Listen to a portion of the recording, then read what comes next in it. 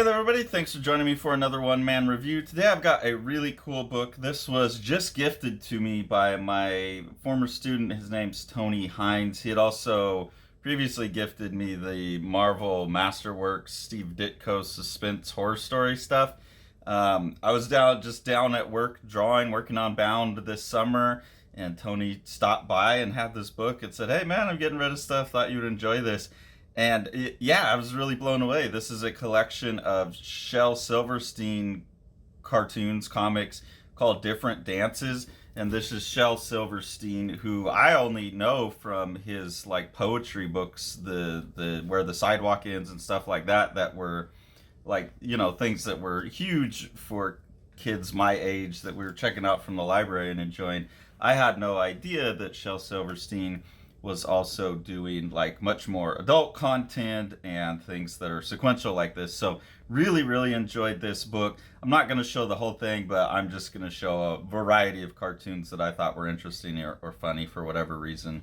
This first one here is called The Artist, and you see we just got a guy growing a bunch of ideas out of his head, I think, growing out his own personality and really being a rich person, and then trimming that down based on ridicule. But I like that at the end he leaves himself like one flower on his lapel.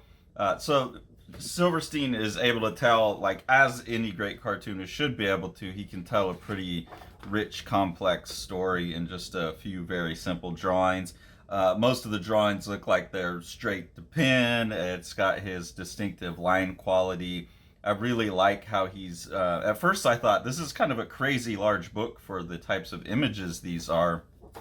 And a lot of them really have a lot of empty space up top. But there are places also like this one, The Actor, where he's really taken advantage of this empty space, the height up top. So you see here where these stairs lead up, and you have this interesting compositional structure here created by the stairs that leads up to the actor then coming in, and now he's in the room and we lose that structure. So I think that's a pretty cool little thing. And then there's just a lot of really great cartooning throughout, a lot of that like Jules Pfeiffer-esque. I don't know who would have influenced who. I'm assuming Pfeiffer would have come first. Like really loose, dancey cartooning throughout that's just beautiful to look at. And then just funny little stories like here, you see the actor putting on the makeup to be the old man, and he's obviously the handsome young man underneath all that, and then he gets home and he's actually the old man. So fun little trick endings like that, just a lot of fun stuff. Some of these take on like more socially pointed kind of narratives. This one's called The Quiet Man and just shows someone who's like growing up and being quiet and submissive throughout his life, just taking orders, and how that winds him up, basically grinds him down into the dirt over the course of his life. So they're not all funny. They're like, some of these are more bleak. They're social commentary, political cartooning types of things. And then you get, as the book goes on, you get some absolutely wild, like sexualized cartoons. So here is The Deadly Weapon, and you can see that this guy just throws his massively long Johnson at this poor lady and assaults her with it, and then she throws it back at him and ties him up and leaves him whipped, I guess is what's being said here. It's totally crazy. When I was reading this, me and Tori were having a laugh trying to figure out the actual like dynamics of the body in between these two poses, where it looked to me like the guy would be very likely to trap his dong on the outside of his leg, and we decided that he would have had to very discreetly move his leg back around while this was being thrown way out to the side to wind up in that position without the penis wrapping around the back of his leg. So there's some totally absurd, wild images in here. You definitely get in a situation like this too, some of the really bizarre anatomy where it definitely looks like he's drawing straight to pen. He's not planning these out beforehand. And that shows up in the more wild poses, that he's having a more difficult time. This book is from 1979, by the way. So this one here was particularly surprising from a modern standpoint, you have this plate here that's full of pretty much every bad racial epithet that I could think of, and just for every different race. Also, pansy, whore, son of a bitch, things like that. And you have this dad here that just stuffs all this garbage into this kid's head, and then they go walking on with like a garbage bag full. So obviously making a positive point about negative language, but I can't even imagine a cartoon like this being published now with those words put out front. This one I like because it's pretty abstract and it plays a little bit with like what I call poetics of form. Took me a second to visually process it just because of how it's set up, but it's called The Sperm, the Egg, and the Pill. So you have a bunch of little spermies here and they're kind of running across. Then you have the egg staying still here and the pill bursting in from the panel border side and literally just blocking the sperm from the egg.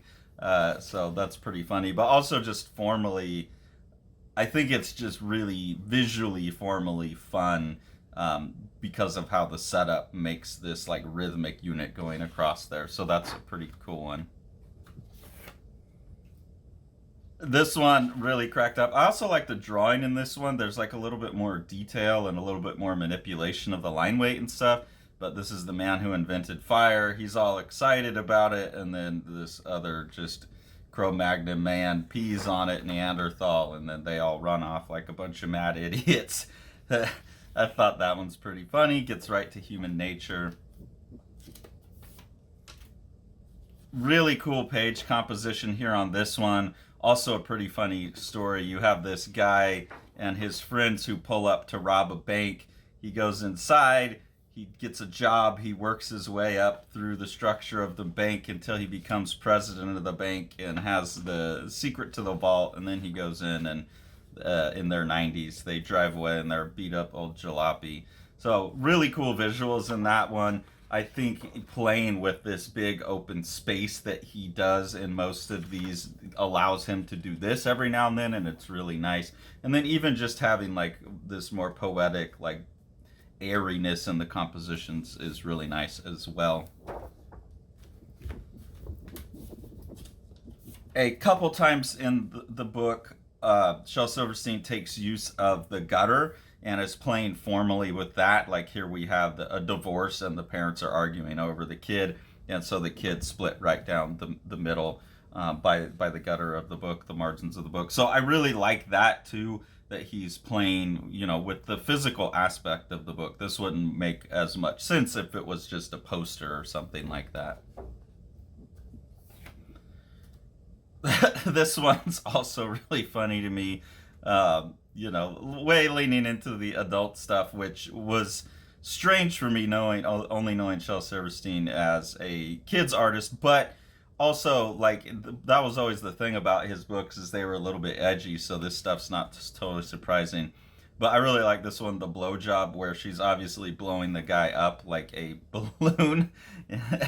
I remember when I was in fourth grade, I think, there were some kids who would run around and give each other blowjobs, and they didn't know what it meant. Like one or two of them knew what it actually meant, and they were convincing other people that if you go up and blow on someone like in their face, it's a blowjob. And so kids were running around giving each other blowjobs, blowing in each other's face.